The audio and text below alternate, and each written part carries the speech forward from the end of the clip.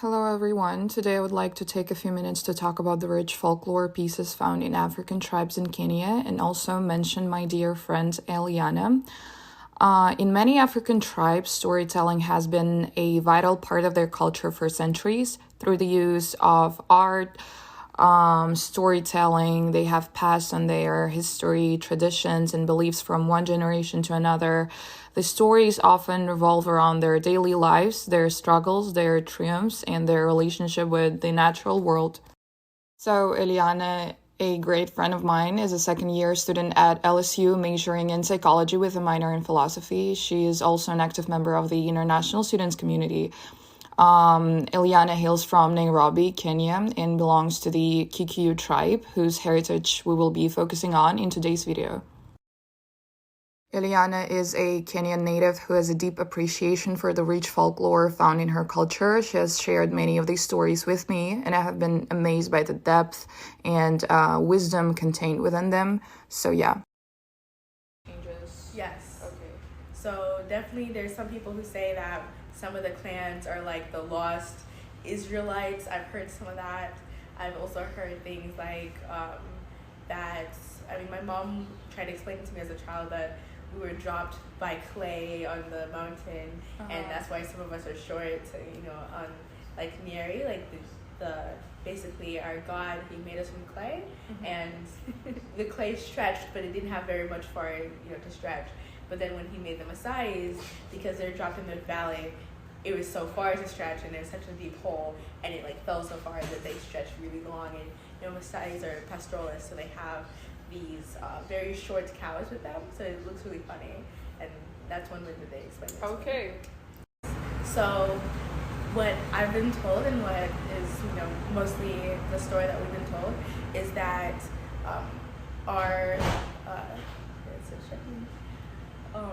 that Guku in Mumbai, they had the 10 daughters, and that they asked Nagai to basically bring down husbands for the daughters.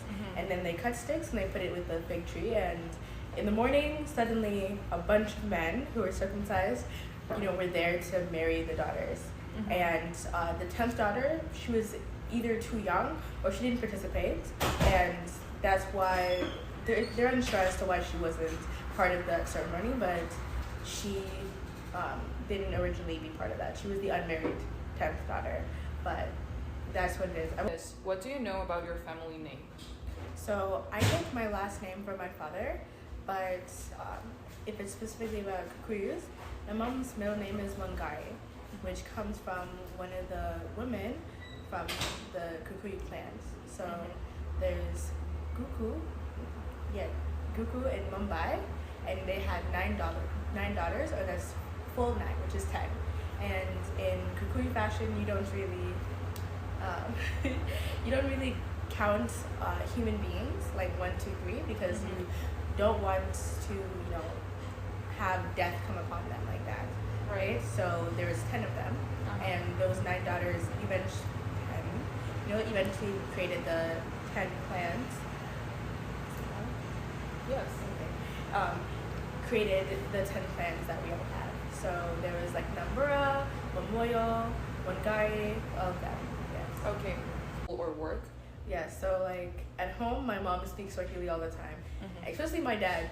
My dad will speak Swahili every time he wants me to go and grab something for him, or come closer or something, like oh kuja, and I'm like, I don't know what that means, but he also makes up words. I swear he does.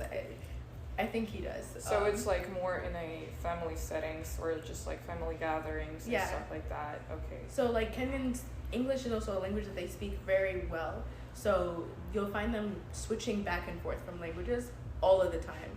And even when we're all together and it's all Kenyans, you will hear them speaking English. It's only when they want to maybe express something that isn't easily expressed in English, or like something that has specifically to do with home, that you'll find them speaking in Swahili. What traditions or customs have you made an effort to preserve, and why?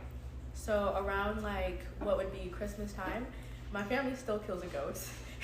Like especially because we're here alone. We try to bring international students home, or like our friends. There's a very large Kenyan community in Baton Rouge, So we all get together, during graduations, deaths, marriages, things like that. All get together and things like that. Definitely, I am not the best cook, but I have tried to learn how to make things like mandazis. Mandazis is like your traditional food. Yeah, mandazis and chapatis and stuff. Yeah. Okay. And how do you make this kind of food? Okay, so mandazis is a really simple one, right? So it's basically like beignets almost. Oh. Yeah. Okay. It's almost exactly like beignets. That's actually what it is. Yeah. Mm-hmm. And then chapatis are like almost like the Indian parathas, or like it's like a flatbread. And literally almost every food that we have, I know for sure they have it in Kazakhstan and almost every other country.